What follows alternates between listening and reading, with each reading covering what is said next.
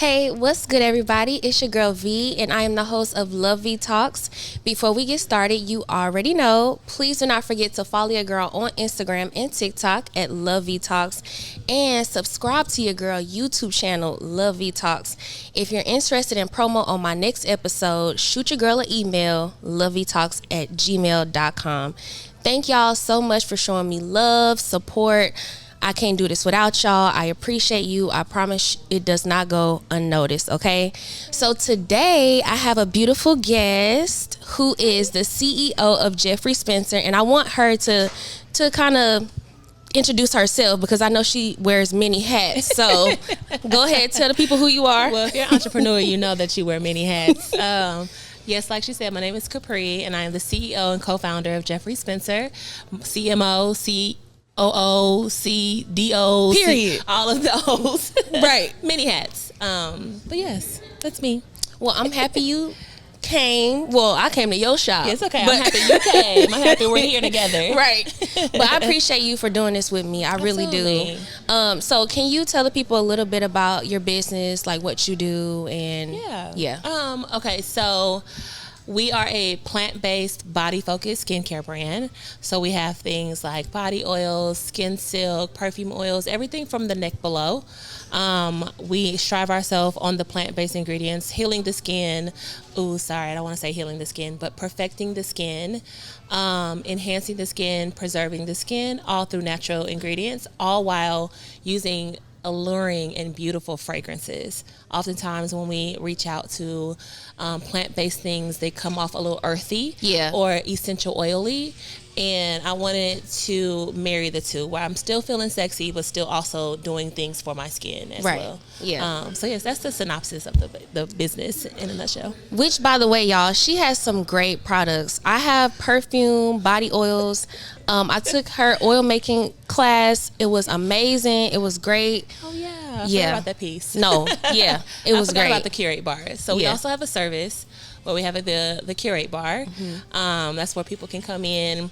I teach them about plant-based ingredients, what they do, and then they can also curate their own fragrance for their body oil. Yeah, it's so fun though. I know. You gotta come back. No, I definitely will, y'all. She sets it up so cute, so nice. The customer service is great. The quality is great. It's a really good time. Like, honestly, if you want to do like a girls' night or a date night or something like that, something great for you to take home, your body oil. I love using it. I use it every day. I have it on today. Yes. Okay. Yes. Thank you. So good. Thank you.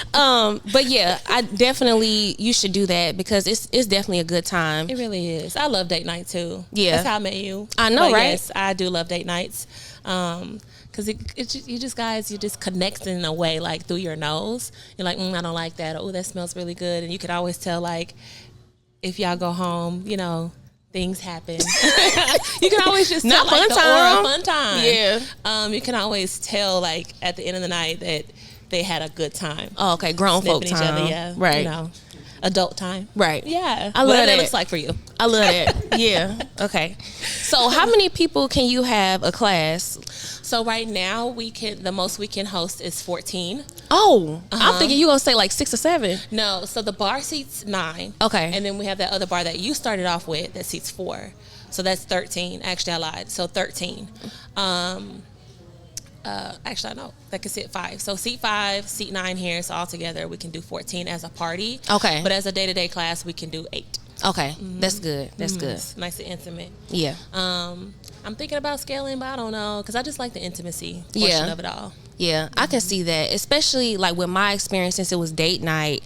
It was very intimate. I mean, I could see myself doing it like a girls' night, like a few of my girlfriends, and I still feel like it was an intimate experience. The way you set it up, the way you give everybody your undivided attention, like it's still very intimate. Yes. So yeah, I love that piece of it. I love that part. I don't think I ever want to get rid of the intimacy part of it all. Yeah. Yeah. Okay, so you're gonna have to give me the tea. So what started Jefri Spencer? Okay. We got to talk about it. What she found out? No, we later, but no. So it was definitely during pandemic. My skin changed because we weren't going outside. We weren't doing the normal things. I probably wouldn't even put on lotion because I'm just going to be inside. Right. So my skin changed drastically. I was so dry. So I had this skin condition called tinea versicolor, where I get like spots on my chest, and it's like it breaks up a little bit. It's just itchy. It's just not sexy. So anyway, it really broke out because all I was doing is drinking caffeine, going to bed, not moisturizing myself. So I was just like, dang, I need to do something. Went to the doctors. They were trying to give me medicine. I was like, I'm not taking medicine for my skin. I'm just not doing that. So then I started studying under Dr. Sebi. Just trying to figure out herbs that I can put on my skin and drink that can help heal whatever I was going through. So anyway, through all the formulations and this research, I came up with a body oil, but it smells so bad. I smell like chicken. Do you remember Crisco? Oh, of course. You order for Crisco. Okay. That's what I smelled like. And I was just like, come on, y'all. For real? Don't nobody want to. But did it help your skin? It did. I was sexy. I was glistening. I was sexy, and my skin was doing really good. But you was chicken. But I smelled like dark skinned chicken. That what they say, dark chicken. Yeah. So anyway, fast forward. Not dark meat. Dark meat. Not you smell like dark meat. The it's leg cool, and girl. the thigh. You look good though, so that's all that mattered. I guess at the time. Skin was soft. Yeah.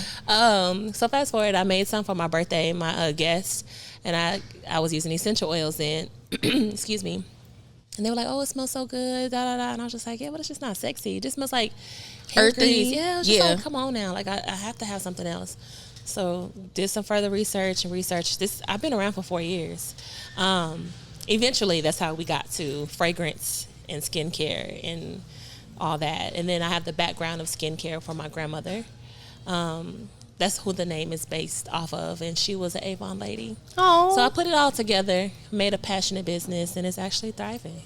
So that's it. You've grown a lot in 4 months. Yeah. When I met you, it was 4 months ago. Yeah. Which is crazy. Wild. I was going to ask you, so with your growth, because I see you a lot on social media, right? Mm-hmm. So how do you feel like using social media has change the direction of your business? Well, it's imperative that you have social media in your business. I watched a Shark Tank episode, and she said that she did not capitalize on social media because she didn't know how to do it. And I was just like, that's wild. Like, that's how you connect with your people. Yeah. And we're actually pivoting so where I am more of the face of the business instead of just models and just posting like flat lays and all that type of stuff, because people want to know why. People want to know how. People want to know where. They want to know, and they want to connect with the CEO or whoever is running the business. So to answer your question, it is imperative that you have social media in your brand at all costs. Now, do you need to market on all platforms? You need to know your target market. Right. But for me, I'm marketing on all platforms because beauty, skincare, that ain't going nowhere. You can hit any person on this earth through different channels, and we use all of them. Yeah. So it's very important, and I think that the reason why I pivoted to be a more on social media has grown our account as well. So I'm so proud of you.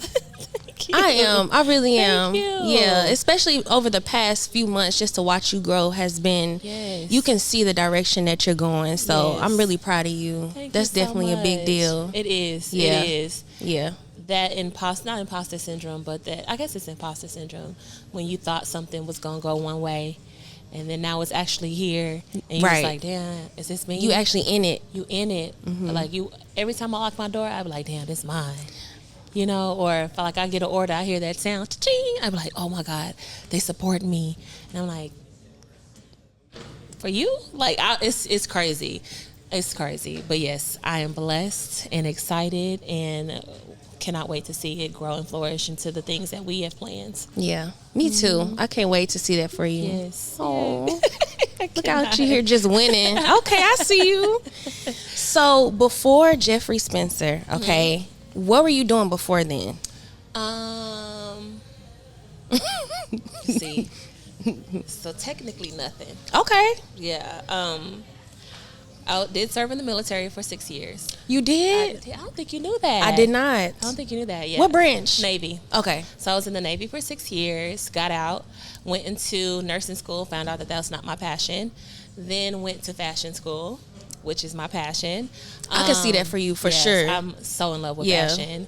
Then I worked at Nordstrom. Left Nordstrom, then I went into a parking technology, which actually sounds boring, but it was really fun, and I learned a lot. to put into my business because that was a startup, but Right. like $1 million startup, right? Whereas I was able to learn things and apply it to this business.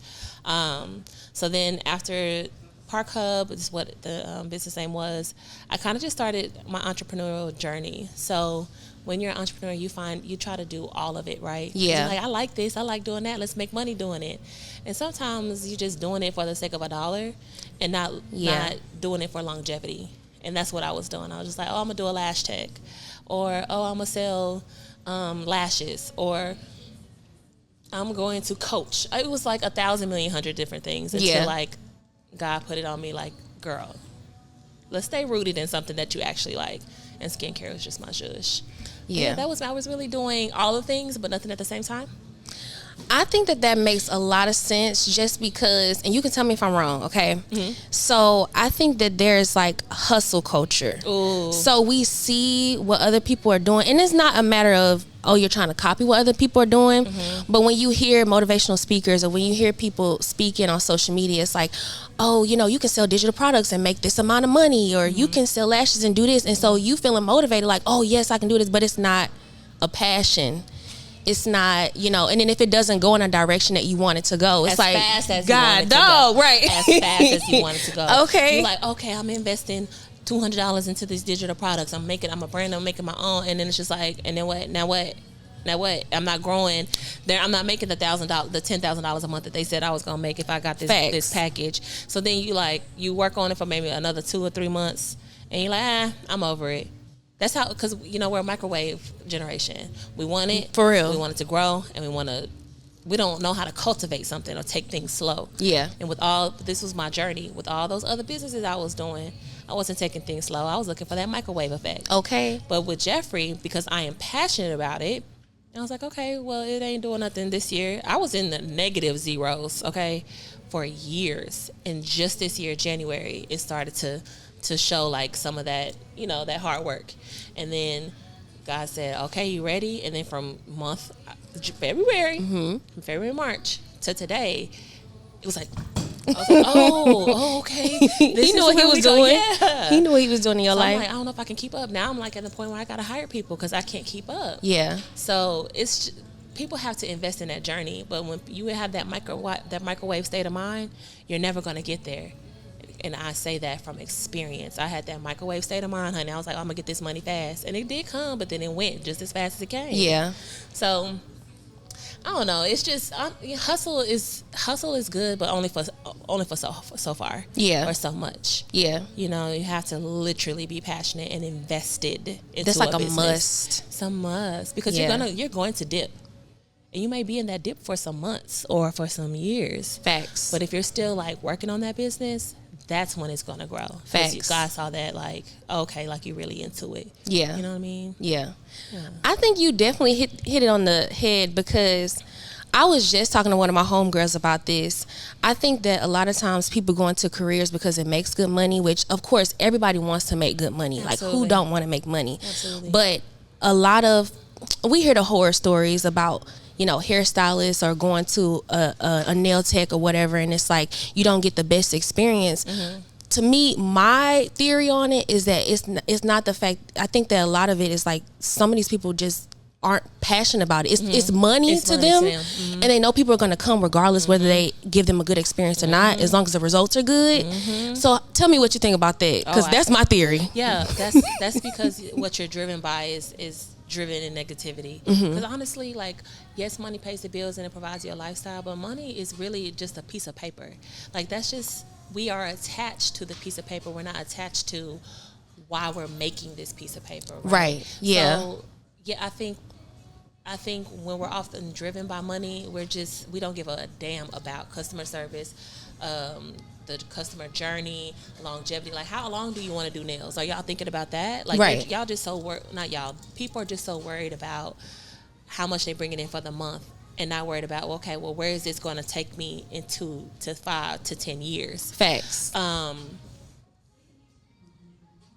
But that's also the people that's going to be like on that microwave thing. Like, they just liking the money. You right, yeah. And then they're unhappy. That's true. They're unhappy. They're stressed the fuck out. Or, they're not doing the things that they truly wanted to do because they're too busy working on the dollar. It's just like, That's true. We gotta find a healthy balance, right? Yeah. Or even if you do nails and you don't like nails, but nails is a good industry, right? How can you make it work for you, but too busy working for the dollar? Right. So it's really state of mind. If you think business is state of mind, hands down. Because sometimes 9 to 5 we don't want to do that. Right. But we work so that we can pay our bills and we can live. Right. But your state of mind is like, oh no, I'm investing in myself. I'm going to this 9 to 5. I'm getting my paycheck so that I can, live comfortable, and then I can do the things that I want. So then it's just not like, oh, girl, I got a job. It's really state of mind. Yeah. At the end of the day. But those them funky people who got jobs. Not them funky people. Them funky people who just be working for $1 and treat us like shit. Yeah. They'll never grow and they'll never scale because people not going to come back. Yeah. They'll come back for the talent, but it's not like I'm not going to refer you because I don't want my friend to feel how I felt when you did my nails or any type of job. Mm-hmm. Customer service is real big for me in my company. You say something was wrong, I'm giving your money back, and then I'm gonna bless you with something else because I am invested in the people. Facts. The people's gonna keep it going. So those type of people, it's just not gonna last long because your why is wrong. Your why is rooted in something, not so positive. That's not gonna serve you. Yeah. Mm-hmm. Amen. You preaching today? I know, right? Okay, you preaching today. Hallelujah. Hallelujah. No, for real. I'm like, okay, she's speaking fast because facts. Okay, no, we're gonna keep it real. But yes, I have to. I don't know. My business is definitely rooted in God. I get a little turned up too, but ain't nothing wrong with it. Not to be preachy, but that's just how it happened for me. Because I was that girl, just kind of with the other businesses, just doing it for the dollar. Yeah. And all them businesses sitting there. I still got like about $2,000 or $3,000 of inventory sitting in my garage. Girl, just sitting there. You know what? It was a lesson. It's a very expensive lesson. But I was chasing the dollar with that. Yeah. I didn't give a damn about them damn lashes. Yeah. But I understand it though. I understand the hustle culture because at this time, especially during the pandemic, a lot of people had to work 2-3 jobs just to survive. So oh, thank you. Thank you. You the best. What is this? Right. Still rainwater. Sponsored by. Right. Thank you. Appreciate you. But I was gonna ask you, so you were driven by, so you really emphasize customer service, quality of your brand, everything, right? Mm-hmm. So I know you were inspired by your grandmother. Yes. So how does she shape you into the woman you are today, and how does that affect your business now? Let's see. My grandma passed in 21. I was a serial granny's baby. Like it was only almost an obsession. Sorry for your loss. I didn't know she passed away. Okay. I'm okay with it because she was suffering that last year. Okay. So I was just like, girl, let's tap on it, okay? Because I can't watch you suffer no more. Yeah. But when she passed, I learned more about her after she passed than when she was alive because she was a very private person. I think in her generation, don't tell nothing that you wouldn't ask. Right. But how she shaped me is just I keep saying like that. How she shaped me is how to keep moving through all the bullshit. My grandmother was a black sheep of her family. She marched to the beat of her own drum. She didn't give no shits, but I didn't recognize it until after she passed. Mm-hmm. I was like, damn, my grandma, she kind of mean, or she just don't give a fuck. Mm-hmm. And I thought that was old and senile. I just thought her old age was just shaping her who she was. When no, this is who she's been. She's from Detroit. She's a sibling of. She's the oldest of 8. Okay. And how she moved, I just thought was very If you ain't Gladys, her born name was Gladys. If you ain't Gladys, I ain't fucking with it. That's how she moved. That's how she moved. Yeah. She had the outrageous hairstyles, the long nails, and she just moved however she wanted to move. But I didn't realize it. I didn't apply it to life until after she passed away because I didn't see it. I was just like, oh, my grandma's just my grandma. So how I think she shaped me was to literally walk in who Capri is. Don't give a damn about who at so-and-so is. Don't give a damn about who Lucretia is down the street. Don't give a damn about that other skincare business that's literally right next door. You can't give a fuck about that. You literally got to walk in who Capri or Jefri Spencer is. And that's the reason why I'm so glad I renamed the business to Jefri Spencer, because it reminds me, like, yeah, things are hard, but if you keep walking in who the fuck Jefri Spencer is, then you're going to flourish, because you are one of one. Ain't nobody else Jefri Spencer out there. Amen. So I don't know. She taught me resilience, if you will. But unfortunately, I didn't catch on until late. But I'm glad it's here. It's okay. I'm glad it's here. It's not late because you're here. That's true. And you where right you need to be. Exactly. Right on time. Exactly. Yeah. I was a big Granny's baby. I think, all the time, resilience. Even when she passed at her funeral, I said, I'm so glad my grandma was a gangster grandma. And people kept saying, like, why do you call your grandma a gangster?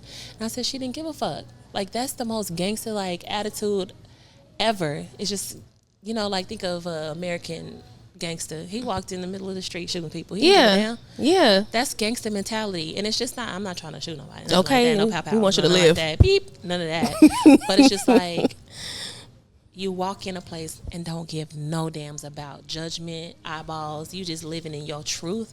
That is pure peace. Yeah. That can't nobody buy. And that's what she taught me. I love that. I love it so much. It's hard to get to, but once you're there, it's just like, oh, okay. And the devil still comes tapping on your shoulder like, no, but look at this person. Right. And you got to reach back in that tool bag and, like, recalibrate. But no, that is true peace, is not giving a fuck. Yeah. So it took you a while to learn it. Oh yeah, and I'm still battling it today. Yeah. Yeah, still battling today. Same. Still battling today. But once I tap into that, it's laser focus. I'm like, when I step in the room, it's like, okay, it's just me. There might be other people in there, but it's just me. Either you fuck with me or you don't. I'm not That's moved, it. because I'm still lay down and go to sleep at night. Yeah. So yeah, when I'm there, it's good. But sometimes, that green, that envious little bug likes to come back in and say, hey, no, but look at this. Yeah. You just got to reach in that toolbox and just recalibrate. That's Amen. how I see it. Yeah. Okay. So, I don't know if you suffer from this or not, but I do. I used to have a disease called people pleasing. Ooh. And I heard about that disease. Tell me more about it. It was a lot. Okay, it's giving stress. Yeah, it's giving always worry. It's giving always trying to do things for people that won't do for you. Ooh, it's called depletion. Yeah. Ooh. It was a lot. Okay. Soul was crying. That was a lot. I think one moment that really changed how I view people and learning not to give a fuck was when I noticed that when I did reach my hand out for help, it was like, oh, well, maybe, or I don't know, or I can't. But it's like, I'm always stretching myself out. And you know what? It's my fault. I'm not even mad at you, because it's my fault for even allowing it to happen. Absolutely. So I can only blame you for so much, especially when I keep doing it. So I just woke up and was like, you know what? Why do I give a fuck? Especially if you don't give a fuck. That's what you have to tap into. It's like, why am I doing it? Yeah. Why is Capri choosing to please these people who don't give three damns about me and ain't said shit, ain't done shit, and ain't trying to do shit? Why? So once you tap into that why, like, what is it that I seek? Or am I fulfilled? Like, what is it that completes me, is why I keep doing it? Why do I keep doing the same offense over and over to myself? Yeah. Once you tap into that why, it's over from that. And then you start getting selfish. Yeah. And selfish doesn't always have to be a negative connotation. Ooh, you know what I you mean? better say it again. Selfish doesn't always have to mean, okay, a negative connotation. Have a negative connotation.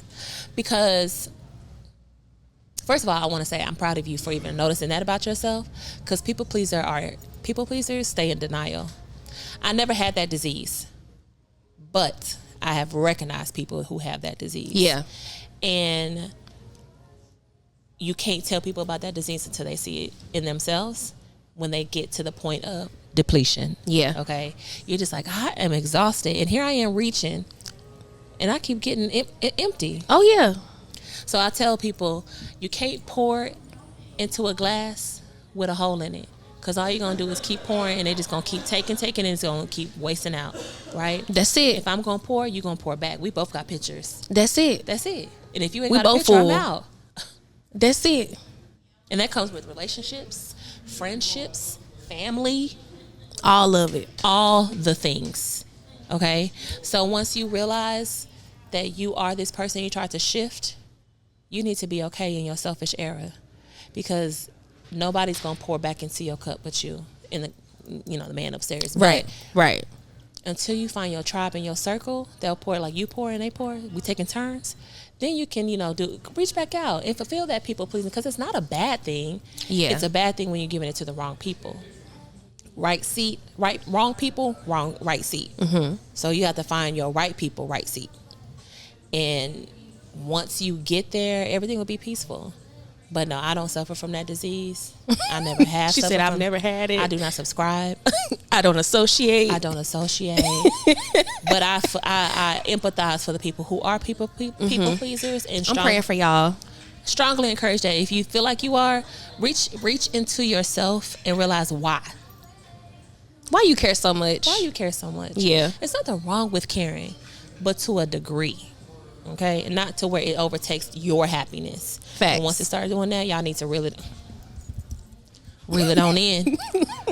No, And then you operating in depletion. Now you attitudinal, stressed the hell out, sad, depressed, because you damn depleted. And don't have anything to offer from No. it. Nothing. Nothing to show. Nothing to show, yeah. And they're like, well, that's my family. Girl, they be the first ones to go. If that's the case, then why you feel so tired and depleted all the time? If that's your family, they're the main ones doing it to you.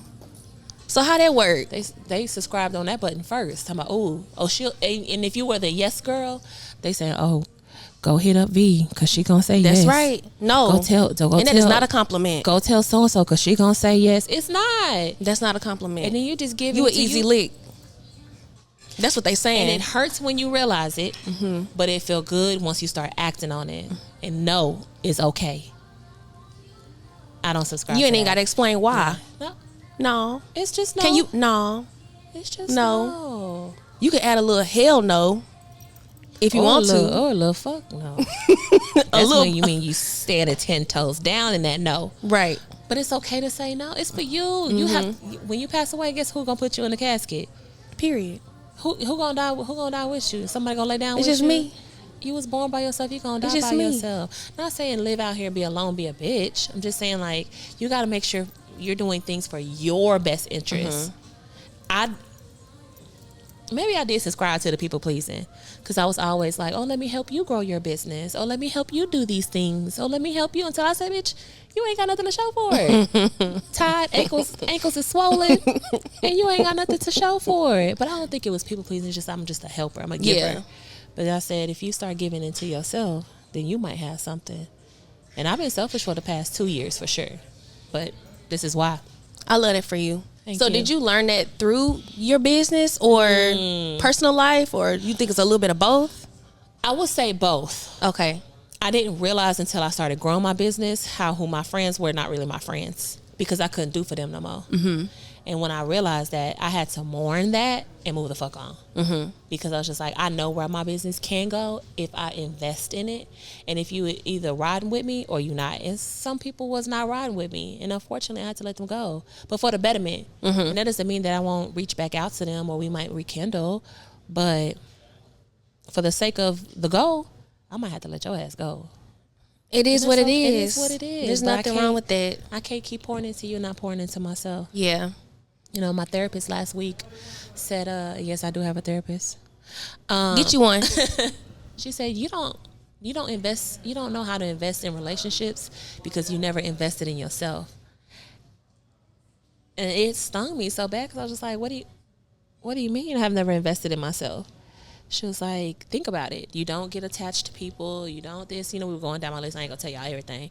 But she was like, you're doing all this, but you never knew how to do this with people because you never did it for yourself. So they say that to say, when you are truly in that era of investing in yourself, it looks like selfishness, it's okay.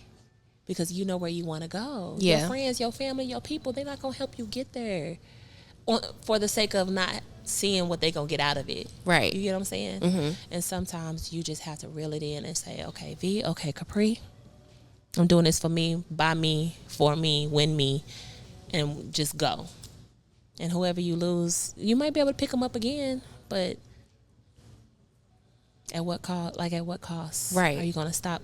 Are you gonna stop your podcast for the sake of going to go help somebody who needs some help at the moment?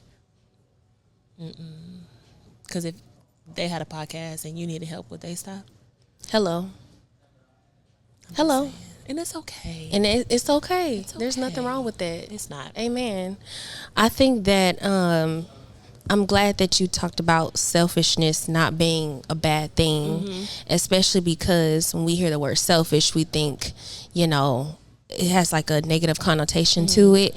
But to be honest with you, a lot of the people that I know that are selfless get used the most. If you keep it 100, it's not because people, for the most part, they're not coming to you because they necessarily think that you're a good person. They're coming to you because they know what they can get out of you. You're just simply a good lick. You're an easy lick, you know? And just like you said, the quicker you learn that, the more you start to realize, like, I haven't gotten anything out of this. I've got nothing. I did get a broken heart, empty pockets. And luckily, you can recoup from both of those. You can recoup from heartbreak. You sure can. You can recoup from being broke. You can. But you never recoup if you keep having that leech on you, because it's gonna keep sucking you. So you'll never recoup from that. So if you gotta cut it, more of that shit and keep moving. Be done with it. Be done with it. I'm actually going through a situation where I had to realize that somebody was using me, and when it was time for that person to show up, they did not. And it broke my heart, because I was just like, damn. Wow, you don't give not 3 fucks about me. Ditto. Noted. And let's move on. And move forward. I wish you all the best, but I can't grow worried about your ass. You know what I mean? It sucks. It does suck, because I thought we were friends, but with actions and words, we ain't friends, because my friends don't do that. Yeah. You know what I mean? So once I realized that, I said, all right, I don't too much care to rekindle, to fix, to talk about the relationship, because to me it's dead and gone. I got shit to do. And that in that moment was a selfish thing, but it was selfless to me. Because if I would have stayed in that, then I would have been, stagnant? Exactly. I don't have the time. So I forgive myself, I forgive that person, and we're just going to move on in life, because that's all we can do. Yeah. That's all we can do. And if I would have tried to work it out, I would have got leached off again, and then I would have been in this feeling again, and like, now I'm mad at myself, because you knew better. If you know better, you do better. Exactly. And like I said, it sucks, but it is what it is. Stuff now happens. I'm on a podcast. Okay. No, for real. No, for real. Do you feel like at any point your faith was tested? In life? Yeah. Just in general. Or business. Okay. In general, hell yes. Faith is tested every day. Well, yeah. And let's keep it a buck. First of all, I have a 5-year-old. That's my faith tester right there. Every day. Are they asking questions? I love that age. I love it, but you know. You love that age because you get to return the sender. Exactly. Yeah, love that age as full-time parent. Yeah, he's awesome, but he's a very active young man.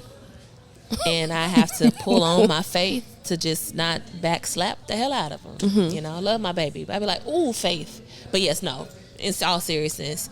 Yes, so in the military, I went to Afghanistan for a couple months, 8 to be exact. That was my biggest faith tester, because I was questioning everything. I'm like, well, why are we here, Lord? Let's just talk about that. Yeah. Why are we here? What's happening? Why are we going through these things? Why are these people dying? Why are things blowing up? It was crazy. I did not have a relationship with God for about 4 years after that. Because I was just like, if there was a God, you know, like those conversations. Yeah. I'm following. And then I'm over here sitting on fucked up, can't, like this every 5 minutes. If there was a God, why you won't calm my nerves? You know, like it was it was a hard 4 years, but I don't know what it was. One of my good friends at the time, she got me back in church, and I dated the church for about a year, and I decided to join. And in that deciding to join, I decided to forgive God and myself for even being that upset with him. So that was a big time that my faith was tested.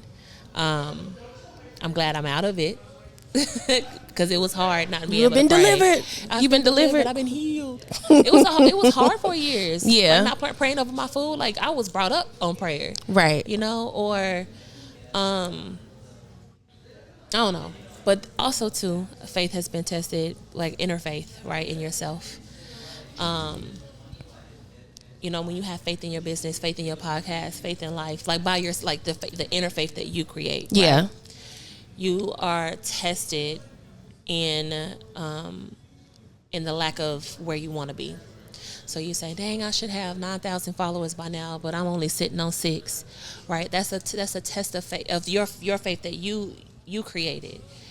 But how you see that? I'm trying to give it to where it's not so biblical, right? When you're tested in a way that is not at this point or this timeline that we create for ourselves, if you push through it and keep telling yourself like, it's just not my time right now.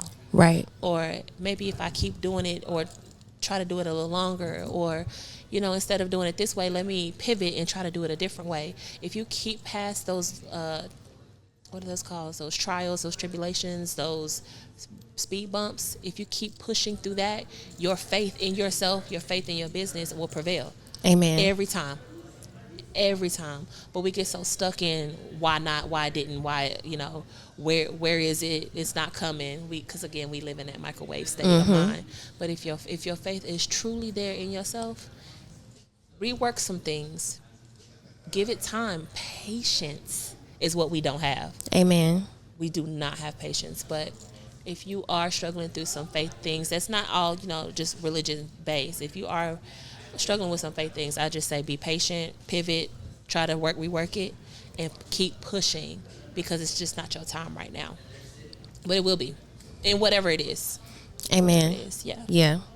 So no. I'm listening. I'm taking in everything that you're saying because I think that it's important for people to hear it. Yeah. Okay, so you mentioned you were gone for 8 months in Afghanistan. So, okay, I know your faith was tested. So, do you feel like it tested like your, because I know you were on edge, you were anxious. Okay, so did you feel like for a period of time your mental health was affected? Oh yeah, it's still affected. That's why I'm in therapy today. Yeah. It affected me in a way of, I feel like, and I said I should write a book, but the military desensitized me to a lot of stuff. It also shocked me, right? Where it's just like, when people come with me with their problems, I be like, bitch, people out here dying. And you over here crying about this nigga, or, you know what I mean? Yeah. This Negro, sorry. Or, bitch, you done broke your toe. Yeah, are you serious? Somebody over here walking without a whole leg. But that's desensitization, right? Or the shockness of like, y'all over here crying about this shit, and I know what real shit look like. Also in a state of mental health, or just changing, loud noises, where it's still a trigger for me, because it just makes me feel like I'm back somewhere I'm not supposed to be. So yes, it did change my mental health status.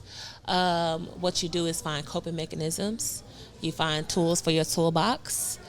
And just, you know, when you have to be vulnerable with your community, so they know, like, instead of making fun of you for being who you are, they just make sure you're okay. They tap into you okay. I had to not train my mom, but let her know, like, hey, this is not no joke, and I'm not okay. So in moments where she knows it's a trigger, she'll be like, are you okay? And I'm like, yes. Instead of like, girl, what's wrong with you? So you have to, whenever you're going through a pivot or a shift, you have to make sure you surround yourself with people who understand you in those type of times. Yeah. But yes, mental, desensitization is something we're really working with now. Yeah. Because I don't give a fuck about a lot of things, which is not. But Capri, it's not a good thing. No, listen, Capri. I feel like I just talked to somebody about this. Okay. I feel like it's a good thing to not care about a lot of things, because if you look at the grand scheme of a lot of things, they're really not as important as we think that they are. They don't hold a lot of weight. They don't. Yeah, but it's okay to feel. See, and that's the thing. We're just like, I don't give a fuck, but you do give a fuck. That's a defense mechanism. So, yes, should you care about any and all things that happen? No, absolutely not. If they don't have any weight. But what we do as women and men, we'll say, I don't give a fuck, so that we can trick our mind into not giving a fuck. But you do care. I understand. Yeah. So that's the thing. So if it's just like, oh, that caterpillar died, it's like, okay, I don't give a fuck. Like, I don't give a damn. That don't hold no weight. But if your friendship broke up, you're like, I don't give a fuck. Like, I didn't care about them no way. Bitch, yes, you did. Over here, you definitely did. But you're just trying to trick your mind to say, I don't give a fuck, so that you don't hurt, you don't feel. Because we like to sweep things under the rugs. We don't want to feel our emotions, because then we don't want to be taken the fuck out. Right. So when I say desensitized, things that should have hurt me, that I wanted to hurt me, did not hurt me. Like my best friend getting murdered. It hurts, right? But it didn't take me down like it would have, like for normal people. My grandma, that hurt, but it didn't take me down. And when people saw that it didn't take me down, they said something was wrong with me. And I'm just like, no, it's not that it didn't hurt me. I just don't know how to feel. Yeah. Because that's valid. The moment I know how to feel, then it's going to take me to a place I don't want to go. So I say, what? I don't give a fuck. I do give a fuck. I really do. But I'm scared to, if I give a fuck, I'm going to be a ball mess, like a ball of mess.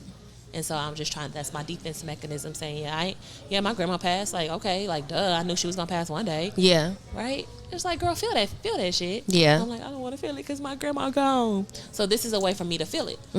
Right? So needless to say, I don't think people should say, I don't give a fuck, when you know damn well you give a fuck. Just take your mind of giving a fuck by yourself to your lonesome. You know, like, it's okay to feel. Yeah. But we're so hard body. We're so hard. Everybody trying to be hard body. We're so hard. It's not okay. Yeah. Feel your feels. But just feel them by yourself. So then you don't feel like, you have to put on. Stop tricking yourself. Your body needs you to stop tricking yourself. It's not okay. Yeah. But the caterpillar died, like, okay, like, we don't give a fuck about that. Right. I mean, I do, because I do, yeah. But it don't have no weight. But I know what you mean. Yeah. So it's not okay. Yeah. I'm sorry. But no, I get it. I ain't gonna lie. I do say I don't give a fuck a lot. I really do. But I'm gonna be honest. I feel like I mainly say that about things that I truly don't care about. Like, to me, and give me an example. Okay, so especially when you really focus on your goals and the things that's going right in your life, or just trying to stay on the right path, when somebody come to you, like, for example, somebody had came to me recently and was talking about some issues that they was having with some other family members, right? And I'm thinking to myself, like, y'all been arguing back and forth for months. I don't give a fuck. Yeah. I don't care. Yeah. One of y'all gonna have to grow up. Yeah. Like, y'all wasting all this time arguing about something that means nothing. Yeah. You want to argue about a TV. You want to argue about what somebody said to you. If that's how you feel, say it to them. What you telling me for? I can't help you. Yeah. Because I don't give a fuck. Yeah. And that's a valid. I don't give a fuck. That's because that don't hold a weight. None. Honestly, I don't care. But let me tell you something. You need to set a boundary, because I don't even want you to have access to me on no bullshit. No, literally. Don't, because you called me. My friends, if it's some bullshit, they don't call me. They don't call me on no bullshit, because I have zero tolerance for it. I got shit to do. I got orders to pack, clients to feed, whatever. Don't call me on no bullshit, because I'm gonna say, are we really having this conversation right now? Literally. In real life? Literally. Click. And that's it. If it ain't about my son or whatever, or something that's important to you, girl, don't call me on no bullshit. And that you could say, what people? I don't give a fuck. I don't give a fuck. I don't give a fuck. That's the title of this podcast. I don't give a fuck. IDGAF. No, for real. No, for real. But that's okay. That's understandable. And that's honestly, I feel like that's what people do to say, like, to tell yourself, like, hey, like, well, let's not tap into this. And that part is okay. It's the part that you're just like, hey, you know, your grandma passed away. Like, Right. I don't give a fuck. But Right. you're just trying to say, like, I don't want to break down and Right. be a ball of mess. Right. You don't want to deal with it. That's okay. And Yeah. that's also setting boundaries with yourself. Mm-hmm. Like, girl, you ain't got no time for that. You got shit. You got to be typing, writing, planning, creating something. Something productive. I'm not tapping into you or arguing about a channel on a TV station. We're not doing this today. We're not doing that. Or tomorrow. And if you want to be petty and live in that petty